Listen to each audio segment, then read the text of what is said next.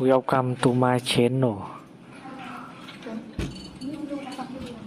Try to hear the latest story. Sarah handed me the ring box across the kitchen table, her eyes bright and expectant. "Open it," she said, voice trembling with excitement. "I found the perfect one for you." I flipped the lid. Inside sat a thick platinum band embedded with a row of small diamonds, easily $15,000, maybe more. She'd been talking about upgrading my boring silver wedding band for months. Ever since we started planning the 10th anniversary vow renewal she insisted we needed. "It's beautiful," I said, sliding it onto my finger to try the fit. Felt heavy, cold. "But babe, we agreed we were saving for the cabin up north. This is a lot." Her smile faltered for half a second, then returned brighter. "I know, but we deserve something special. 10 years, Ethan. And once we have the cabin, we'll be up there all the time. This ring will remind you every day what we're building toward." I nodded slowly, the way I'd learned to do when I sensed a conversation was about to turn into a campaign. "Let me think about it." She reached across and squeezed my hand. Of course, no pressure. That was the first lie of many. What Sarah didn't know, what no one knew, was that 3 years earlier, after a routine physical turned up some concerning blood work, I'd quietly sold every stock and crypto position I owned and moved the money into a trust. The doctor had warned me the condition could worsen fast, that aggressive treatment might be needed, and that I should protect assets in case I became unable to work. I followed his advice to the letter.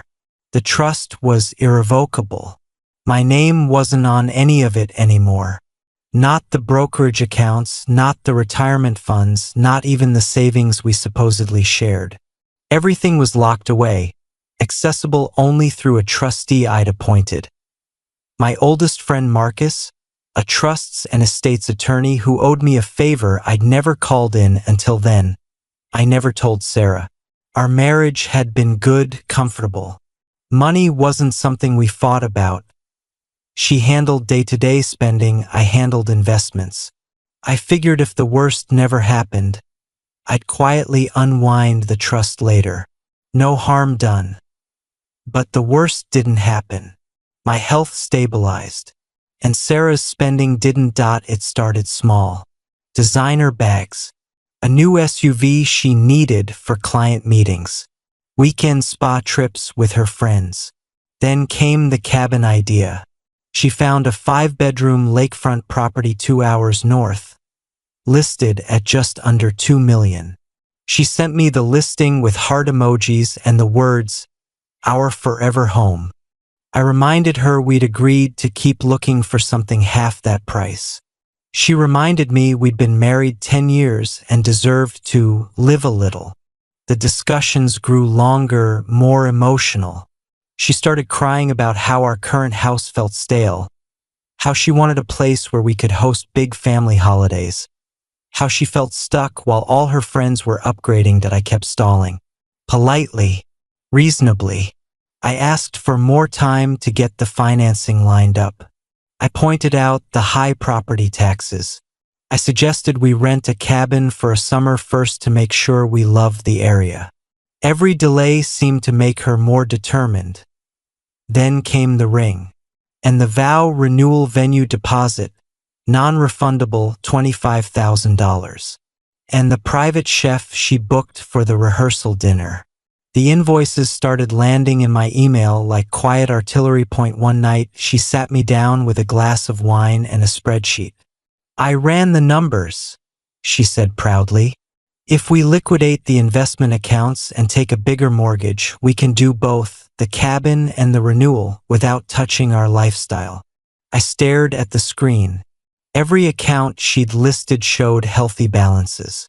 She had no idea they were empty shells now, that the money had vanished into the trust years ago. That was the moment the cold rage settled in. She wasn't just spending. She was counting on money she thought I couldn't refuse to give her. She was banking on my love, my desire not to disappoint her on our milestone anniversary, my reluctance to admit I'd moved everything out of reach without telling her. She was trying to corner me, and I could have confronted her right then, shown her the trust documents, watched her face as she realized the accounts were empty. But that would have been loud, private, containable. She would cry, apologize, promise to scale back, maybe even guilt me into loosening the trust anyway for the sake of our marriage. No. This required something bigger. I smiled at the spreadsheet. You've thought of everything, I said. Let's do it. Her eyes lit up like I'd handed her the world. Over the next 8 months, I became the perfect, enthusiastic husband that I toured the lakefront cabin with her 3 times. I nodded thoughtfully at the granite countertops, the vaulted ceilings, the private dock. I asked the listing agent detailed questions about septic systems and winter maintenance. I even suggested we put in an offer, contingent on appraisal, of course. I met with the event planner for the vow renewal. I tasted cake samples. I approved the string quartet and the floral arch that cost more than my first car. I wrote checks for deposits from an account I kept topped up just enough to look normal. I watched her invite 200 people. I watched her post engagement-style photos on social media with captions about the next chapter. I watched her friend Lauren, the one who'd been with her on every shopping trip, every planning brunch, beam beside her in every picture, always ready with encouragement. Lauren, the real estate agent who stood to make a 6-figure commission on the cabin sale. Lauren, who'd been gently nudging Sarah toward bigger and bigger dreams for years. I started paying closer attention to their texts when Sarah left her phone on the counter. Nothing overt, just a lot of heart emojis and inside jokes, and Lauren saying things like, "You deserve this life," and "He'll come around once he sees how happy it makes you." I booked the honeymoon suite at the resort where the vow renewal would be held. I paid the balance in full. I let Sarah pick out a new dress, custom, imported lace, $38,000. She cried when it arrived. Every step of the way I encouraged her. I told her she was right, that we did deserve this, that 10 years was worth celebrating in style. Inside, I was calm, methodical. I met with Marcus one afternoon while Sarah was at a fitting. I explained what I needed. A simple, notarized letter on his firm's letterhead confirming the existence and terms of the irrevocable trust, the date it was funded, and the fact that I no longer had unilateral access to the principal. 1 page. Devastating. He raised an eyebrow but didn't ask questions.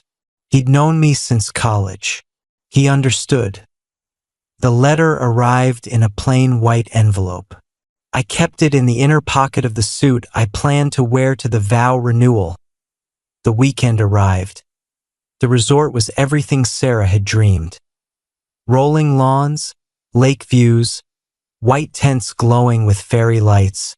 Guests flew in from across the country. Her parents toasted us at the rehearsal dinner. My mother hugged me and whispered how proud she was. I smiled through all of it. The morning of the ceremony, Sarah stood in front of the mirror in her suite, radiant in the lace dress. Lauren adjusted the train, eyes shining. "You look incredible," I told her, kissing her cheek. "I'll see you out there." She squeezed my hand. "I love you so much." "I love you too," I said, and I meant it, in the way you can still love someone while recognizing they've become someone else. The ceremony was held on a bluff overlooking the water. Rows of white chairs, roses everywhere. A string quartet played as guests took their seats. Sarah walked down the aisle on her father's arm. She was glowing. Everyone stood. Cameras clicked. We stood under the floral arch. The officiant, a friend of hers, began with a welcome. Then he turned to me. "Ethan has prepared a few words before we begin the vows," he said warmly.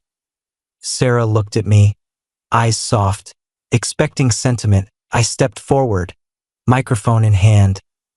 Thank you all for being here. I began, voice steady. This weekend means the world to us. 10 years of marriage is something worth celebrating. Polite applause. I looked out over the crowd. Her parents, my parents, friends, co-workers, Lauren sitting in the front row in pale blue, smiling proudly. Marriage, I continued, is built on trust, on honesty, on shared dreams, yes, but also shared reality. Sarah's smile flickered. I reached into my jacket and pulled out the envelope. I have 2 small gifts today, I said. One for my beautiful wife, and one for the person who's worked so tirelessly to make all of this possible. I turned to Lauren. Her smile wavered. Lauren, I said, raising my glass of champagne. Thank you for helping Sarah plan every detail of this incredible weekend.